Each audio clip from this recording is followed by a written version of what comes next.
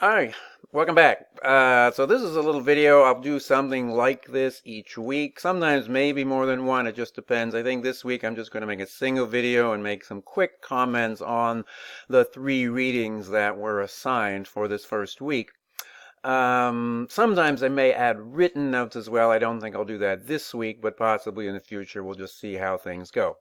Well, there are 3 readings this week. The first it's a very interesting piece from Albert Janssen, I guess. It's kind of a history of bioethics. It's not very long. It's quite readable, I think. It's really quite fascinating. It shows a couple of things, maybe more than that, but anyway, a couple of things I would just point out right now. First is just the fact, and it's not that surprising, but it's interesting, that bioethics is not a very old discipline. Sometimes when you think of philosophy, you think of things that are very old and ancient, and that's true of philosophy. It's an ancient discipline. Bioethics, though, is just very contemporary in the sense, or rather for the reason that it is just directly tied up with scientific and technological developments in medical science, basically.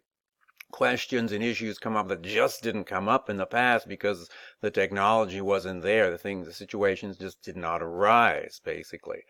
So anyway, it's fascinating just to see that. It's very fascinating just to see how certain things that really gripped people's attention in the not too distant past, like in the mid to late 20th century, things that were really burning issues that perplexed people. Some of those things have become quite commonplace nowadays, and that's an interesting thing to see. So anyway, that's just a good background piece. I hope you'll have a look at that. Don't stress too much about it, but I hope it's an interesting thing to get into the course with. The second thing is from our main text. So, the paperback version of the text looks something like that, right? So, from Lewis Vaughan.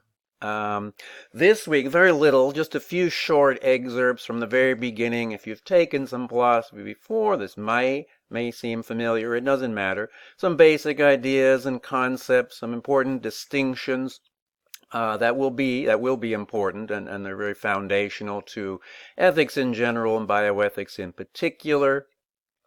You'll notice that just as he's turning to discuss some principles that are particularly important to bioethics, or biomedical ethics, I should say, we're actually going to get back to that in the third week, basically. So for now, just some very general things.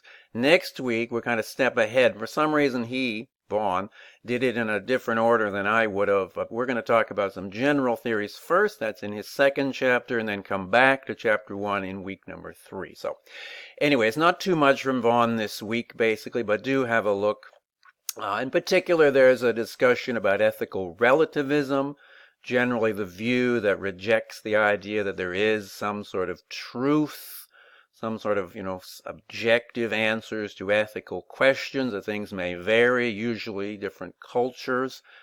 There's something to that, and that's very important always to keep in mind, but there is something about courses like this. They tend to be premised on a kind of rejection of that view, or at least we don't want from the beginning to simply accept a relativistic view. It sort of takes the air out of our balloons in a way, because then we really stop thinking about things, because some of the motivation to do so, to clarify our ideas, our principles, to try to get as clear a view as we can about some of the ethical dilemmas that we face, trying to learn and gain a more consistent, rationally defensible view.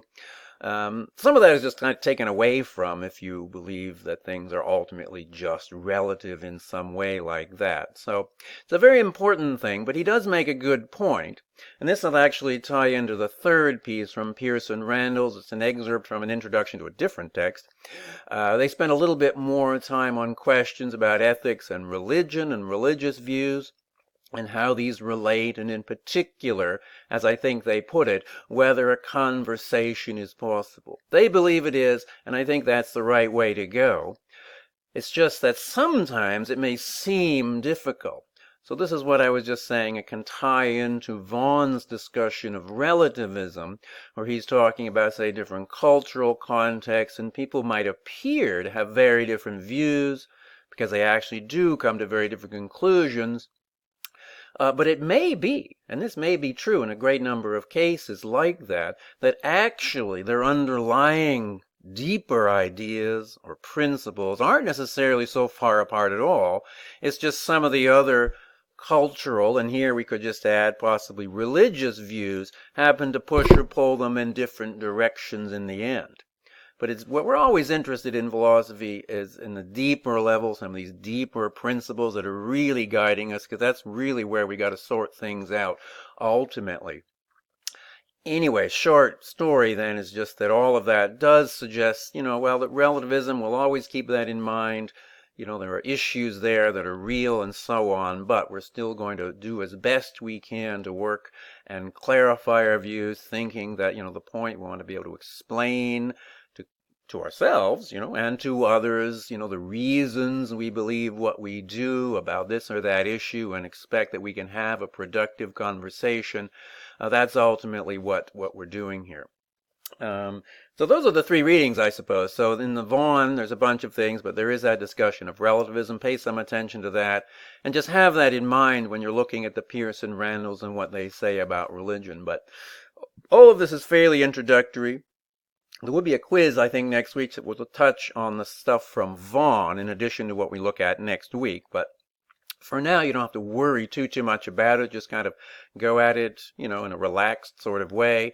Make sure that you have all those other things taken care of, though, in terms of like getting the text and getting set up on Flipgrid, doing a syllabus quiz and all of those things. And then, take a look at these things and see where it goes. So if you have any questions, obviously just get in touch with me. Questions about the readings or anything about the course, don't hesitate to shoot me an email.